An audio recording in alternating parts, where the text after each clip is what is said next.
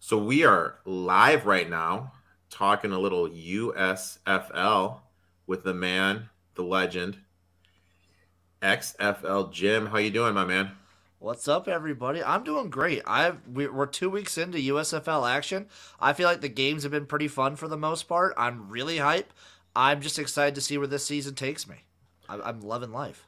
The one thing that stood out to me last week was I really felt that teams started to attack the DBs more. I felt that there was some more passing. They started to go after the DBs a little bit more. And I think we may see some scoring open up because pretty much didn't every game except for the Friday night game go over last week? The Friday night went under, and I think the Sunday one went under. Uh, And, and that's the, because Tampa Bay completely no yeah, showed. the Tampa Yeah. Bay New Orleans game went under, and yeah, both Saturday games went over, which I'm seeing a theme each week. Week 1 and week 2, the Saturday games have both been electric. We're 3 for 3 on great Saturday games so far, and I'm super happy about that. I also expect quarterbacks it's a double sort of thing going on where as quarterbacks get more comfortable, as offensive lines kind of get more in sync, they're going to get better and they're going to be attacking the defenses, which with how small these rosters are throughout games, especially you're going to see scoring surges in second halves because these DBs especially, they're going to be tired out there. Now, give credit where credit is due. You've been saying for a while that the guy from the Breakers was the best Kyle quarterback. Slaughter. Yeah, you've been saying for a while he was the best quarterback in the league, and he showed it last Sunday. That was, that was a beatdown. That game wasn't even close. I think I did my power rankings this week, and I've been saying for week 1 and 2, the Breakers look like the best all-around team pretty definitively. I don't think they have the number one offense, but they have the number two offense, and I would say they might maybe they don't have the number one defense, but they have the number 2 or 3 defense, and they're all right next to each other. And if you get Kyle Slaughter on a rhythm, they're hard to beat. And as the games I've watched, um, and I'm just sitting back. Kyle Slaughter is going to be in the NFL next year. He may not be running the show or anything, but he's going to be on a roster. That seems to be the prevailing theory going on. I think it's probably going to happen too. You saw, literally, he's tried out and worked out with 27, 28 different NFL teams. This is kind of like a perfect showcasing of his talent capabilities. He's going to be on a team. He'll be a backup somewhere.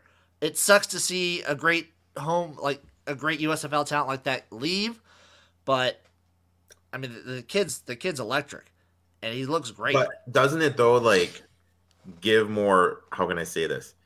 Him doing well, doesn't it create more value for the league though? That's the thing with these leagues. It's a double-edged sword, in my opinion. Is you want these kind of guys to stay, you want them to stay and continue to be products of your league.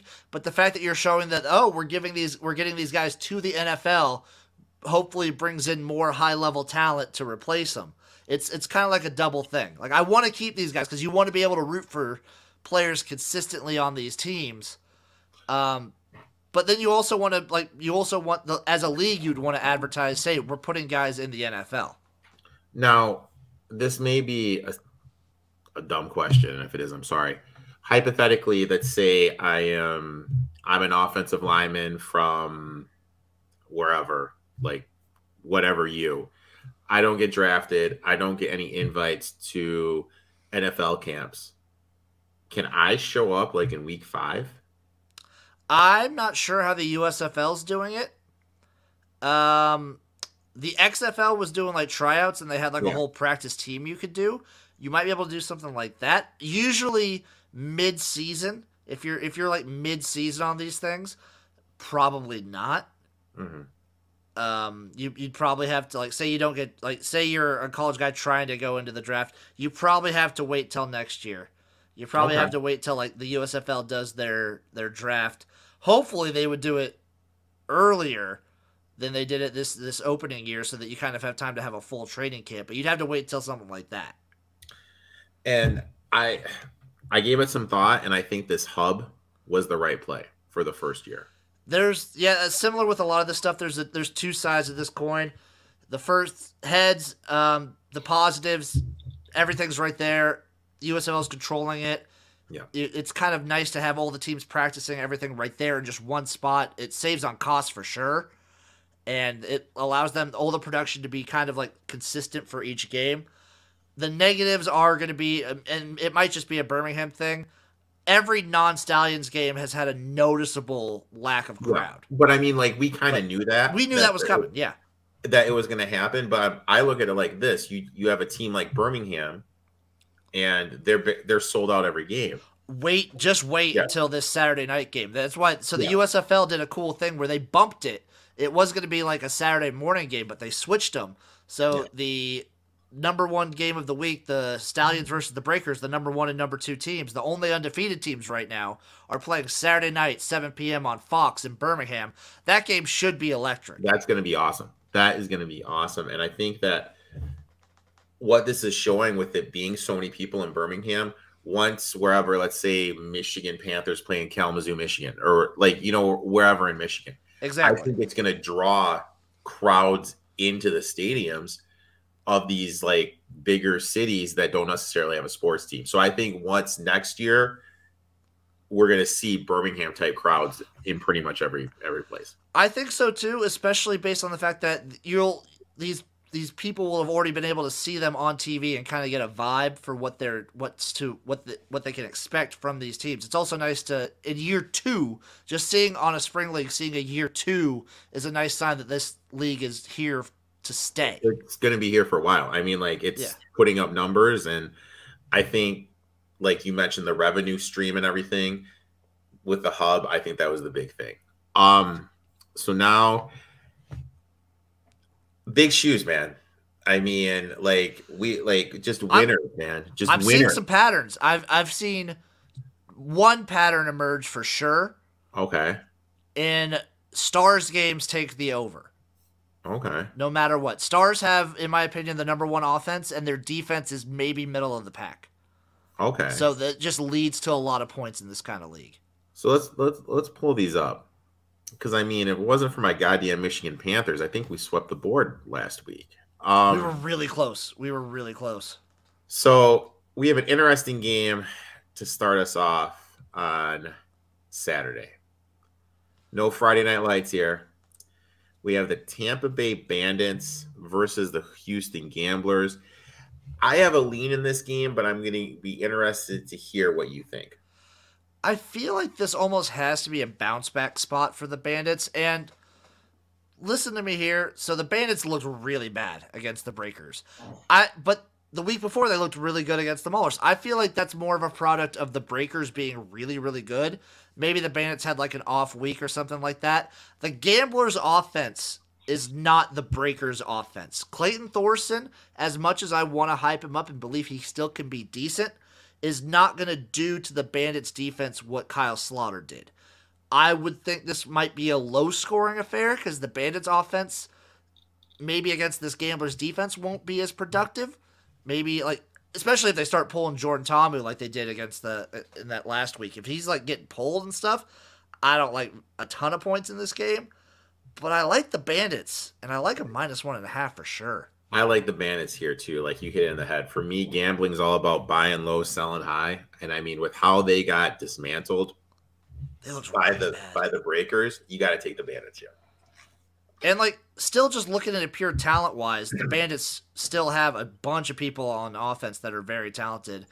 And, like, the defense is the Gamblers are not the Breakers. The Gamblers have one of the, like, bottom 3 offenses, in my opinion, in this league. And they're bottom half offense. I know I really want to take that over, but I can't do it because you hit it in the head. Their offense is just... I'm taking the under here. I think the Bandits win, like, 20 to maybe like 13 at like maybe because like Clayton Thorson, we saw it last week. He throws a lot of picks, lots of turnovers. He's just not that good. I think I still bounce back for the Bandits. I'm really hoping. I agree with you 100%. I love the Bandits here at -1. Oh, love it. -1.5. Excuse me. Next game of the week. This is easily the Game of the year. I'm not going to say game of the year. I'm Game not of going the to say year that. so far. Because Game I of the year think so far. I don't know, man. I have in my power rankings, just because they're undefeated, I have the Stallions ranked higher, but I think the Stars are a better team. I think that week 1 game against the Stars and the Breakers might be one of the best games we see all year. And I think the next time that the Stars play the Breakers, those are my top 2 teams, in my opinion. When those 2 teams get together, it's going to be very entertaining. Now, with the logic we just spoke about, Birmingham being rocking. The only team with a home field advantage. Yep. Breakers just looking like $1 million. Oh, God, that 4 looks tempting, my friend. So I was talking with Chase about this game. He's a big Breakers fan. Everyone knows he's a big New Orleans guy. He said he would take the Breakers -10. Oh, wow. He's already declared that they're going to go undefeated this year. I'm not that high on them. I think they'll drop 1, maybe 2. Okay. This could be one of them. The Stallions are having like a magical run early on. What I've noticed from the Stallions is they just haven't played a complete game yet. They play halves. Like they'll come in kind of like last week 2, they looked really good in the first half, kind of slept through the second half a little bit. Week 1, they were getting torched by the Generals in the first half, and then they come together and bring it back in the second half. It's so tempting to take this -4. It's very tempting. And I think at -105, I might take it. I feel like the Breakers are good enough to stall any second half surge that the Stallions would have. Now, either way, I'm going to take the over, though. Yeah, I love the over here. I kind of lead Stallions. This could be our first fight in our little in our podcast relationship. So we may be on different sides here, but I totally agree with you. I absolutely love this over here. I think, that was a tough one. That 4 is just like, it feels like a trap, but I'm going to take it. I think I saw it opened at like 3. Okay. So yeah, so you're on the Breakers and the over? I'm on the Breakers and the over. I think we're both on the over. It's just hard. Yeah. Like, I could definitely see the Stallions. The Stallions have that hometown magic that's just working for them. I'm gonna take the Stallions here. I'll take the over too. Before we get into this Michigan Panthers game, the Michigan and Pittsburgh game, how bad are Todd Haley and Jeff Fisher failing? I'm sure they came into this league with the idea like, hey, we're going to light these guys up. We're going to show them. I'm going to get my NFL chance. So what we're seeing here is something that I've kind of seen some theories sprout up about, and I kind of had a small opinion on before the league started. These guys who only have NFL experience, not as cut out for spring leagues as the guys like Bart Andrus, Mike Riley, that have plenty of spring league experience, or even like a Kevin Sumlin who only has college, or Larry Fedora who only really has college. The NFL and the USFL, the coaching is not the same whatsoever. It's not. And you kind of have to approach it a different way. And Jeff Fisher, especially, with how long he's been out of the league, with how long he's been out of coaching, might not be up for it. And he just might not be where he needs to be. Todd Haley, disappointing week 2. I think he could always bounce back. It's to be seen. I'm not going to close the book on him. Jeff Fisher, I'm getting there. Because their game plan looks really bad. That offensive line is terrible. The only credit I'll give to Michigan Panthers is they have a good defense. So, with that being said, we have this game here. The Maulers game did go under last week. Go over. Panthers game went under. Michigan's got a good defense. Pittsburgh does have some issues on offense. I'm looking at this 38.5. Do I just stay away from it, or what do I do? I'm taking the under. I cannot trust. So the Maulers have a good defense, which is the big thing. And until I see something out of Shea Patterson, I can't trust him to consistently score at all. And I still don't know anything about the Michigan kicker because there's been so many turnovers and punts. I think this is a defensive battle. I think this is a very low-scoring game. I think you saw it with the Generals, and the Generals don't have nearly as good of a defense as the Maulers. This could be like a friggin' 10-3 game again. Jeez, a 10-3 on Sunday afternoon would be great. in terms of sides, I mean, if you go 0-3 of this league, you're done. Am I wrong? No, I mean, so these leagues are short. You saw it, like the XFL. Week 3 came around. The Guardians looked really bad after week 3. They got 2 blowouts, and the Vipers were defeated. They hadn't won a game yet. But then you see a team like the Tampa Bay Vipers. They play the best team in the league, the Houston Roughnecks, super close. It's give it till the midpoint. That's when we started to see all the parity really hit the XFL. Is week 5 kind of comes around, and every team looks like it can compete with each other. I think I'm going to wait until about week 4, week 5 of the USFL to really give my full definitive opinions and be like, this team is done. They're out. They're kaput. I'm going to try and hold back on that just because I remember in 2020 where I was saying that about teams, and then all of a sudden the Guardians come out and they beat the St. Louis Battlehawks, or the Tampa Bay Vipers stroll out and they almost beat the Houston Roughnecks. So you could see that. Like, you could see a week, all of a sudden Michigan will come and play New Orleans and they'll like almost beat them. That could definitely happen. There's still talent-wise, there's still parity in this league, and there's some wild shit that can happen. Now, in terms of side here, I look at it like I can't trust Michigan at all right now. No, I don't. I think the wrong team's favored. Okay, they're the bottom team in my opinion, and like maybe like in the grand scheme of things, Jeff Fisher's a better coach and Shea Patterson's a better quarterback. They're not looking like it, and the Pittsburgh Maulers, after a week 2 showing, the fact that they're still an underdog here with like these teams are on different trajectories in my opinion. Yeah. So I'll take the Maulers on the money line. Oh, so you'll take the Maulers and the plus 120. Yeah, I'll take the Maulers money line and the under. I'll be honest. There was one when I was looking at these the other day. This was the one game where I was like, you couldn't pay me to bet it. Like, I just don't know what to do in it, to be utterly honest with you. You know what I mean? Like, just because I have both teams are so bad, we could see a turnover fest and it balloons out. It goes like, you know what I mean? Turnovers goes over the 38. There could be a lot of turnovers, but like, you're not like these teams don't score. And you need to like score. Like the Maulers will kick some field goals and they'll make some points that way. But the Panthers don't score like these teams don't get touchdowns. They don't score 6s. That's true. So I would lead under here in terms of side. I'm just gonna stay away. I'm gonna stay away in terms of side. But I would definitely take the under with you. Yeah, I'm gonna go under and then the Maulers on the money line. I think the Maulers win this like something like 14 or 12 to like 6 or 3. Okay. Real low scoring.